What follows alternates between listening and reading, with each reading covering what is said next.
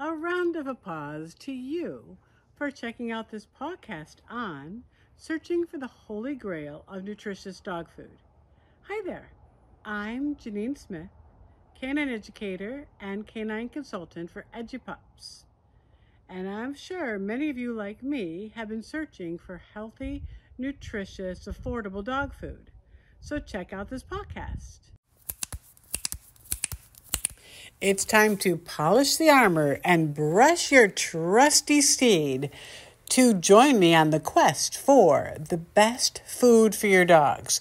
I don't know about you, but this is something which occupies my time. I am always thinking about what is the best food that I can feed my dogs. This is Jeannine Smith. I am the owner of EduPups, and I have worked with all different kinds of dogs, all different breeds, mixes, you name it. But I have 4 Goldens, so right now my focus is on those 4 dogs. They're aged 8 to 16 months, and even though they're all Goldens, they are very different dogs with very different needs. So it's tricky to figure out what is the best thing to feed these guys. Jazz, my 8-year-old, is easy. She could eat tin cans and have perfect poops.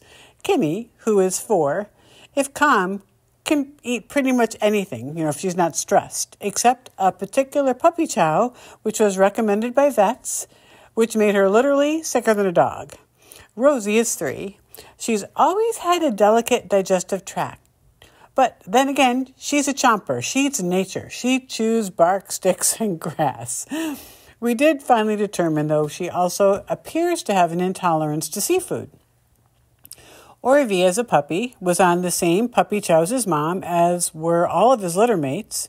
He and 5 of the other puppies all had the same intolerance to this very, very well-known, highly recommended puppy kibble. He was sick. He was just not absorbing the nutrients at all. It was scary to see this puppy drop weight where you could see his ribs. Even I began to panic. He would get better and boom, back to diarrhea and square one. This went on for about 6 weeks. We tried 4 different kibbles, and I decided to go old school, and I made homemade food, and that made the difference. Boy, it just perked him right up. But what worked for him was pasta and beef, and that got his body just back on track.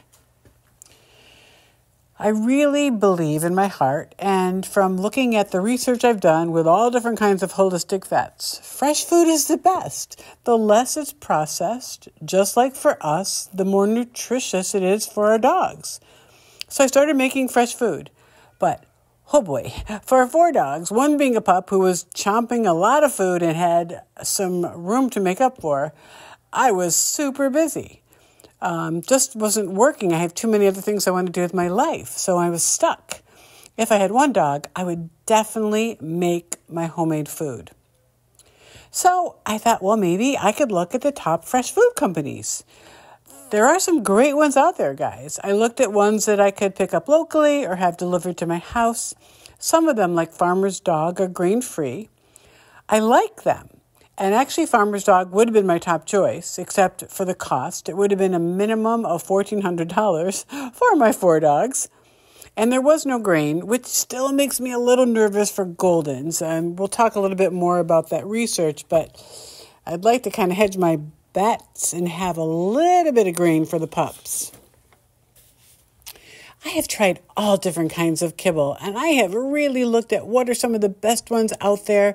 When you use kibble, if you give kibble to your dogs, please read the ingredients. Look at the first 6 ingredients, because that's the most important ingredients there are. The other stuff could be just pieces or small amounts. You do not want to see corn, wheat, or soy as your top 6 ingredients.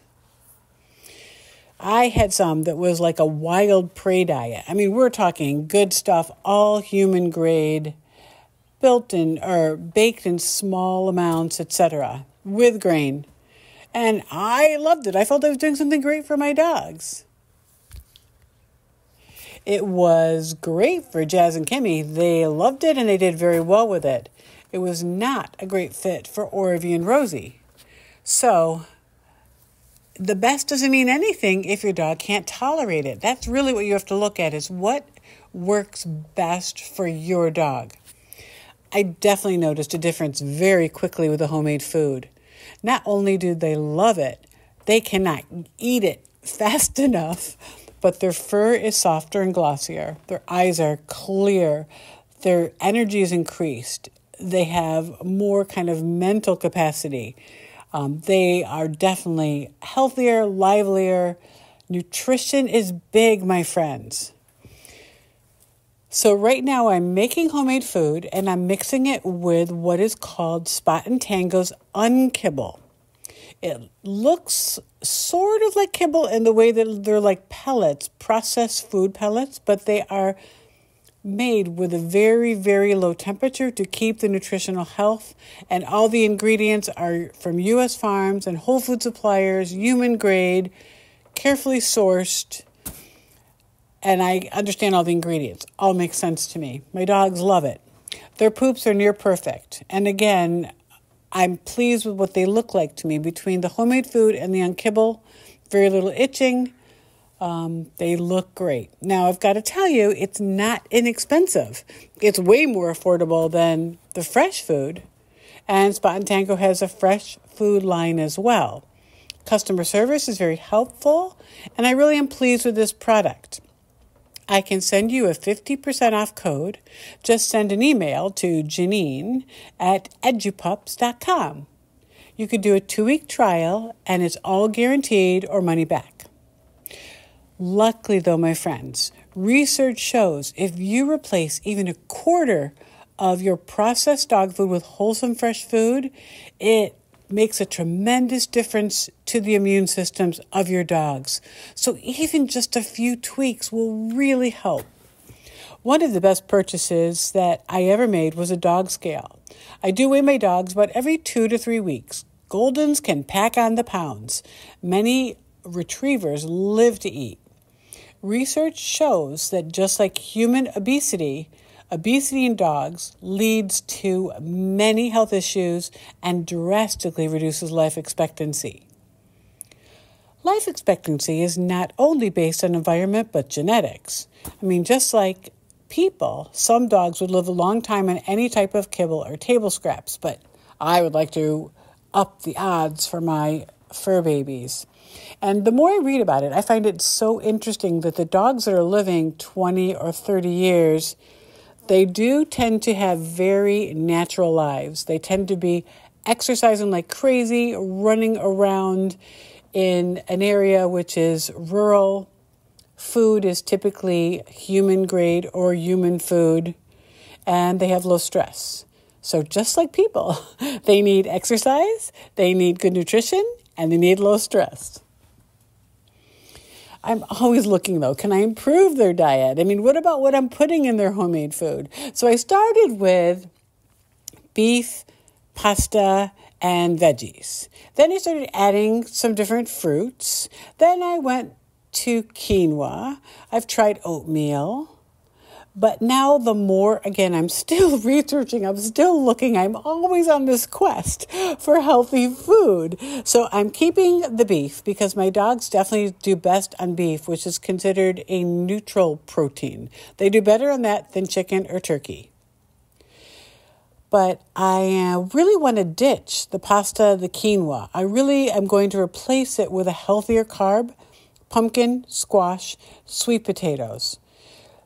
A good ballpark amount of what you're doing is 1/3 of a healthy carb, 1/3 of an animal protein, 1/3 of veggies and fruits. And then they really do need some fats. I mean, they need something like an omega-3 fat, whether it's olive oil. Flaxseed is amazing for dogs. And something else is ground eggshells. So it's a fantastic calcium source for dogs. Berries are some of the best fruits you can give them. Raspberries, blueberries, blackberries. What about raw food, guys? I have tried raw. I tried it with Jazz when she was overweight. I was told it would help her lose healthfully. But for just her, it was a minimum of $400 a month. So if you do the math, I would be at $1,600 or more for 4 dogs. A lot of vets are not fans due to bacterial contamination. They have a point, not just for the dogs, but for the humans who touch the raw food. I don't really buy the wolf theory. Dogs have been domesticated for 30,000 years. We talked a little bit before about grain versus grain-free. I am using the beef and barley unkibble, but like I said, I'm going to start removing grains from my homemade food. The research is still ongoing about the grains, but a lot of the research was not well done. Some of it was tainted by being sponsored by the grain kibble manufacturers, so they wanted to prove that grain kibble was the way to go. Some was tainted by the only samples of dogs with the dilated cardiomyopathy were ones on grain-free. Dogs on kibble with grain were not included in the study. A big deal is what are the grain-free kibbles replacing the grains with. Now again, they're using grains in kibble for a few reasons, but the main one is cost. It is a way to kind of glue the proteins and the fats together, but save money. If you're using grain-free kibble, avoid lentils, legumes, peas, potatoes, and beets. They can actually be higher in carbs, and carbs can actually then become sugar, and sugar then is something cancers love. These things I mentioned are all plant proteins. They are protein though, and too much protein is not good. Your best bet, my friends, is if you can do fresh food, if not all of the food, supplement their food with some fresh food. And organ meat is filled with nutrients. Research shows, just like with humans, cruciferous vegetables help strengthen the immune system. So bring on the kale, the cabbage, the Brussels sprouts, the spinach, and the cauliflower. Is there a perfect food? Well, probably not, just like for people. And it has to be compatible with your dog. If you can provide homemade food, kudos to you. Well done. Just be sure you have a safe ratio of protein to veggies to fruits to carbs. There's a great website. It's called www.balanceit.com, and that can help you with creating the correct ratios of food. You can, of course, supplement with a decent vitamin as well. I also, for my dogs, use fresh garlic, turmeric, and cranberry.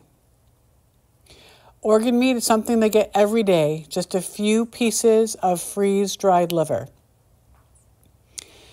Like I said before, there is no perfect food, but we really want to make our dogs forever dogs. We want them to live as long as possible.